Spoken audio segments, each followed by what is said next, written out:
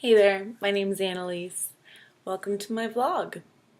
So I was inspired to make this for a class project looking into human interactions with non-human animals. Basically how we as humans are able to interact with animals in our everyday life. And I think that the most common interaction that most people have with animals is actually through food. I am in my 4th year at UC Santa Barbara, where I am an environmental studies major. I switched to a plant-based or vegan diet this past summer.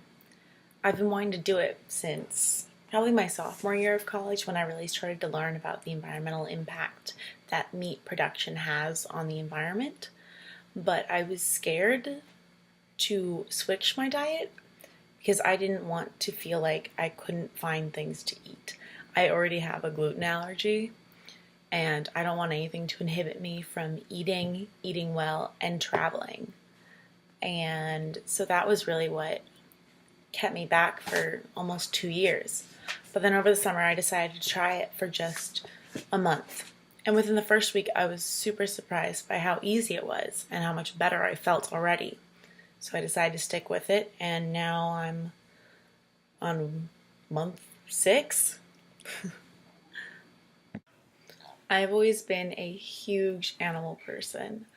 I want to go into endangered animal rehabilitation after I graduate, and I've already been lucky enough to work with Tasmanian devils, wombats, kangaroos, wallabies, as well as a handful of other marsupials in Australia. I've gotten to work with sloths and toucans and monkeys and otters in Costa Rica, and it's only the beginning. When I learned a lot about factory farming and how animals are treated when they're turned into food and animal products, although it sounds obvious when you say it out loud, it's a horrifying process. These animals are not treated with any dignity, and they are being brought into this world strictly to be taken out of it. And I don't think that's fair to them. Meat and dairy production is harmful to animals, humans, and the environment. I want my individual choices to represent my values.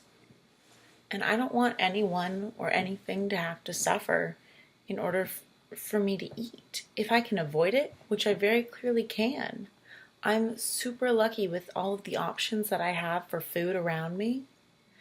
And I do believe that as one person, I can make a difference, whether it's from, changing my diet, talking to other people about how they can change theirs, or just putting out good energy into the world.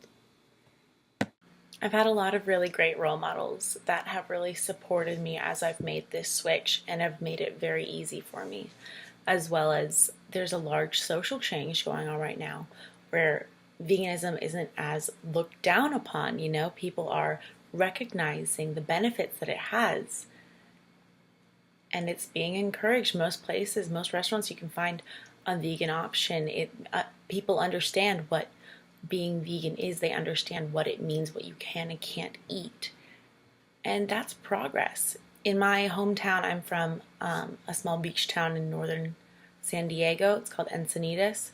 We have a lot of strictly vegan restaurants popping up. There's a fast food chain that only serves vegan food.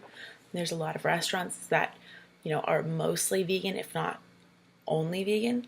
And that's incredible because people, not just people who eat strictly vegan diets, are going there.